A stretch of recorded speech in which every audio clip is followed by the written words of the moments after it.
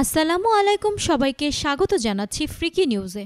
শুরুতেই জানিয়ে দিচ্ছি এখন পর্যন্ত আমাদের হাতে পাওয়া সর্বশেষ সংবাদ শিরোনাম। আবারও উই ওয়ান্ট জাস্টিস স্লোগানে সড়কে শিক্ষার্থীরা। সকল মুসলমান আমার ভাই, কষ্ট ভাগ করে নিতে শীঘ্রই নিউজিল্যান্ডে সফর করব বললেন এরদোগান। ফেসবুক পোস্টে ক্ষুব্ধ প্রতিক্রিয়ায় আগুন ঝরালেন নূর। হুইল চেয়ারে অসুস্থ খালেদা জিয়া কারা আদালতে। নির্বাচনী প্রচারে চমক শুরু প্রিয়াঙ্কার। বিস্তারিত প্রতিবেদনে তাই শেষ পর্যন্ত আমাদের সঙ্গে থাকার জন্য অনুরোধ রইল।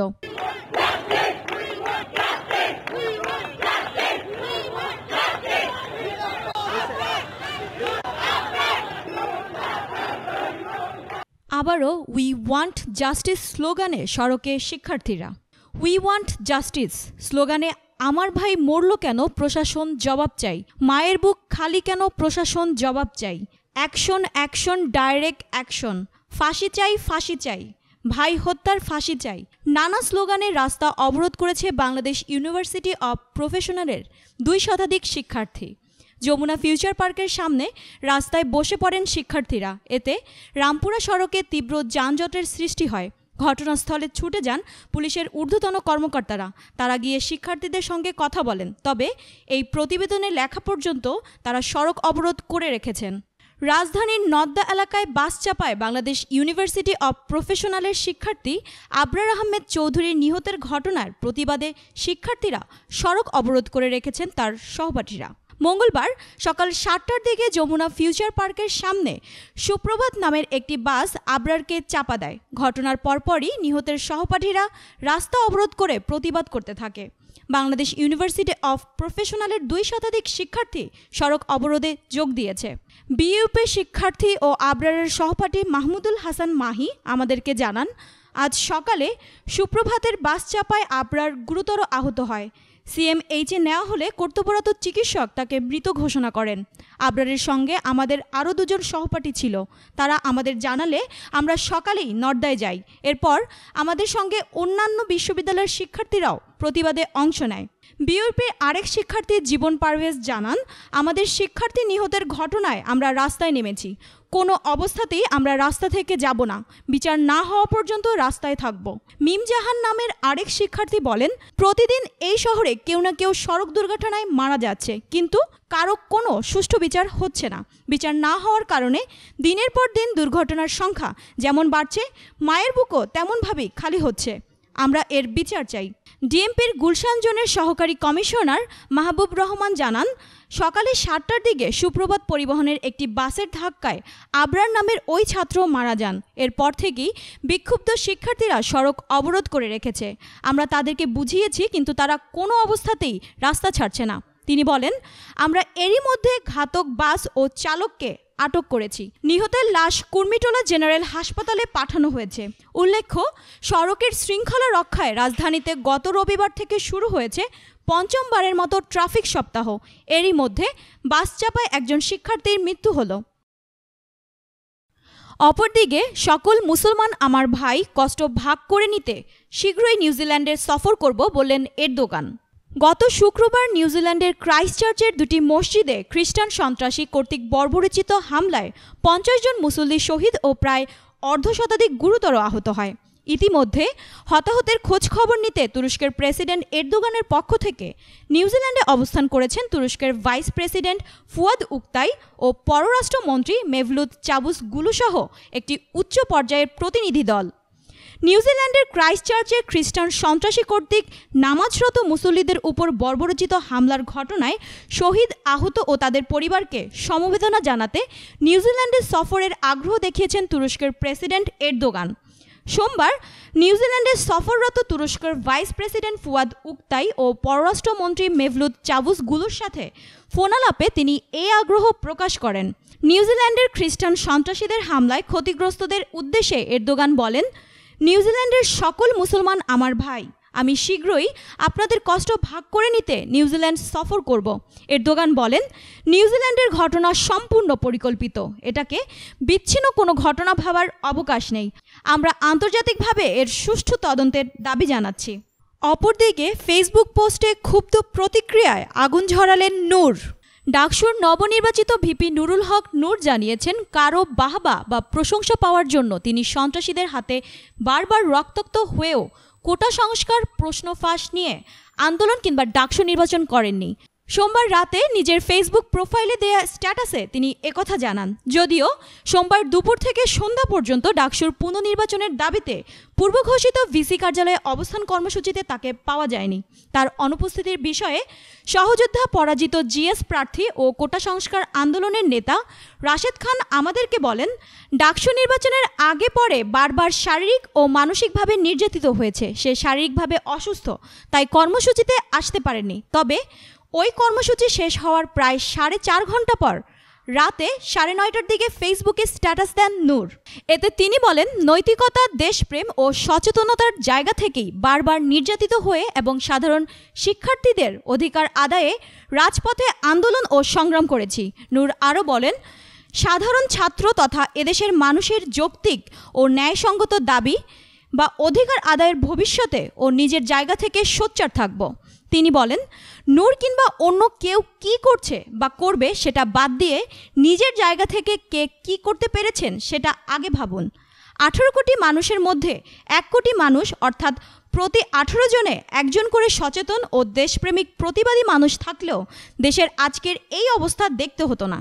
ডাকসুর নবনির্বাচিত ভিপি লেখেন, আকাশ থেকে ফেরেস্তা কিংবা পাতাল থেকে পড়িয়ে এসে সমাজ রাষ্ট্রের এই অন্যায় অনিয়ম বৈষম্য দূর করবে না। অধিকার আদায়ে নিজেদেরই সচেতন হতে হবে, লড়াই সংগ্রাম করতে হবে। তিনি আরও লেখেন, শুধু অন্যের দোষ ত্রুটি না খুঁজে আগে নিজের দায়িত্ব কর্তব্য সম্পর্কে সচেতন হন, দায়িত্বশীল হন। অন্যকে ও তাদের দায়িত্ব কর্তব্য সম্পর্কে সচেতন করুন। সমাজ বা রাষ্ট্রে ইতিবাচক পরিবর্তন আসবে। অপরদিকে হুইল চেয়ারে অসুস্থ খালেদা জিয়া কারা আদালতে। নাইকো মামলার অভিযোগ গঠনের শুনানিতে অংশগ্রহণ করতে কারাবন্দী বিএনপি চেয়ারপারসন বেগম খালেদা জিয়াকে কারা আদালতে হাজির করা হয়েছে। শারীরিকভাবে চরম অসুস্থ বিএনপি প্রধানকে এদিনও হুইল চেয়ারে করে হাজির করা হয়। গত বছরের অক্টোবর থেকে হুইল চেয়ারই ভরসা সাবেক এই প্রধানমন্ত্রীর। মঙ্গলবার বেলা 12:35 পুরান ঢাকার নাজিমউদ্দিন রোডে অবস্থিত পুরনো কেন্দ্রীয় কারাগারে স্থাপিত ঢাকার 9 নং বিশেষ জজ শেখ হাফিজুর রহমানের আদালতে তাকে হাজির করা হয়। এর আগে সোমবার গ্যাটকো মামলার শুনানিতে অংশ নিতে কারাবন্দী বিএনপি চেয়ারপারসন বেগম খালেদা জিয়াকে আদালতে হাজির করার কথা ছিল, কিন্তু সাবেক এই প্রধানমন্ত্রীকে আদালতে হাজির করেনি কারা কর্তৃপক্ষ। খালেদা জিয়াকে হাজির না করে কেরানীগঞ্জ কেন্দ্রীয় কারাগারের সহকারী সার্জন ডক্টর মাহমুদুল হাসান স্বাক্ষরিত একটি কাস্টডি পাঠায় কারা কর্তৃপক্ষ। এতে লেখা হয়েছে, শারীরিক অসুস্থতাজনিত কারণে আজ খালেদা জিয়াকে আদালতে হাজির করা হয়নি। এর আগে সর্বশেষ গত 13ই মার্চ বড়পুকুরিয়া কয়লাখনি মামলার অভিযোগের গঠনের শুনানিতে অংশ নিতে কারাবন্দী বিএনপি চেয়ারপারসন বেগম খালেদা জিয়াকে আদালতে হাজির করার কথা ছিল, কিন্তু সেদিনও সাবেক এই প্রধানমন্ত্রীকে আদালতে হাজির করেনি কারা কর্তৃপক্ষ। সেদিন কারা কর্তৃপক্ষ বলেছে, খালেদা জিয়া আদালতে যেতে অনীহা প্রকাশ করেছেন। বিএনপি অভিযোগ করে আসছে, কারাবন্দী বিএনপি চেয়ারপারসন অনেক দিন ধরেই অত্যন্ত অসুস্থ, তাকে চিকিৎসা দিচ্ছে না সরকার, তিনি সোজা হয়ে দাঁড়াতে ও বসতে পারছেন না। তারপরও সরকার খালেদা জিয়ার সুচিকিৎসার ব্যবস্থা করছে না, তাকে চিকিৎসা না দিয়ে তিলে তিলে হত্যার ষড়যন্ত্র করছে সরকার। ইউনাইটেড হাসপাতালে খালেদা জিয়ার নিজস্ব যে বিশেষজ্ঞ চিকিৎসক রয়েছেন, যারা সারা জীবন ওনাকে দেখেছেন, তাদের অধীনে চিকিৎসা নিতে চান, কিন্তু সরকার তা দিচ্ছে না। অন্যদিকে নির্বাচনী প্রচারে চমক শুরু প্রিয়াঙ্কার। আসন্ন লোকসভা নির্বাচনে নিজেদের দিকে ভোটার টানতে সব দলই ভিন্ন ভিন্ন পদ্ধতিতে প্রচারে নামছে। প্রথম চমকটা দিচ্ছেন কংগ্রেসের সাধারণ সম্পাদক প্রিয়াঙ্কা গান্ধী। সোমবার থেকে নৌপথে প্রচার শুরু করেছেন তিনি। স্টিমার বাহনে গঙ্গায় দীর্ঘ 140 কিলোমিটার জনসংযোগ যাত্রা করবেন প্রিয়াঙ্কা। এলাহাবাদ থেকে মির্জাপুর পর্যন্ত দীর্ঘ নৌপথে প্রিয়াঙ্কার একাধিক কর্মসূচি রয়েছে। গঙ্গার দুই পাড়ের বিস্তীর্ণ জনপদের সঙ্গে একাত্মতার হতে মাঝে মধ্যেই থেমে যাবে প্রিয়াঙ্কার স্টিমার। কোথাও ছোট সভা, কোথাও বা শুধুই সাধারণ মানুষের সুখ দুঃখের কথা শুনবেন তিনি। রয়েছে একাধিক মন্দির বা দরগা পরিদর্শনের কর্মসূচিও। মোদির বারাণসীতে গিয়ে নোঙর ফেলবে তার প্রচার স্টিমার, শেষ হবে সেখানেই। শুক্রবার বিকেলেই প্রিয়াঙ্কার এই কর্মসূচি ঘোষণা করে কংগ্রেস। তখনও নৌবিহারের অনুমতি মেলেনি। শনিবার রাতে সেই অনুমোদন দিয়েছে পুলিশ প্রশাসন। এরই পরিপ্রেক্ষিতে রোববারই উত্তরপ্রদেশের লখনউতে দলের কার্যালয় নেহারু ভবনে এসে পৌঁছান প্রিয়াঙ্কা। সেখানে দলের নেতাকর্মী ও অফিসের কর্মীদের সঙ্গে সাক্ষাৎ করেন তিনি। সেখান থেকে সোমবার সকালের দিকে প্রয়াগরাজে আসেন প্রিয়াঙ্কা। সেখানে বরে হনুমান মন্দিরে গিয়ে পূজা দেন তিনি। পরে গঙ্গাযাত্রা শুরুর আগে প্রয়াগরাজে গঙ্গা নদীতে পূজা দিয়ে বোটে করে জলপথে যাত্রা শুরু করে প্রিয়াঙ্কার। মোদির চায় পে চর্চার আদলে গঙ্গাবক্ষেই বোটে করে রাজ্যের এলাহাবাদ বিশ্ববিদ্যালয়ের শিক্ষার্থীদের মুখোমুখি হতে বোট পে চর্চায় দেখা যায় প্রিয়াঙ্কাকে। একাধিক স্টিমার বোটসহ যাত্রা করেন প্রিয়াঙ্কা। তার সঙ্গে সফর করে নিরাপত্তা ব্যবস্থা জোরদার করেছে পুলিশ প্রশাসনও। জলপথে প্রচারের মাধ্যমে কংগ্রেস নেতা নেত্রীরা গঙ্গার ধারে বসবাসকারী মানুষের কাছে গিয়ে তাদের সঙ্গে কথা বলেছেন। এরই মধ্যে অনেকেই রয়েছেন যারা পিছিয়ে পড়া জাতি বা তফসিলি সম্প্রদায়ের মানুষ। কংগ্রেসকে তারা যদি ভোট দেন তবে লোকসভা নির্বাচনে দলের ঝুলিতে ভোটের সংখ্যা বাড়বে। জলপথে প্রচারের পাশাপাশি প্রিয়াঙ্কা মন্দির দরগাতেও প্রার্থনার জন্য যাবেন বলে জানা গেছে। গঙ্গা দূষণ রোধ করার যে প্রতিশ্রুতি বিজেপির পক্ষ থেকে দেয়া হয়েছিল সেটিকেও নিজের প্রচারের হাতিয়ার হিসেবে রাখছেন প্রিয়াঙ্কা। জলপথে এই প্রচার শেষ করে প্রধানমন্ত্রী নরেন্দ্র মোদীর কেন্দ্র বারাণসীতে। উদ্দেশ্য আরও রয়েছে। মোদি জমানায় স্বচ্ছ ভারত অভিযান চালু হয়েছে।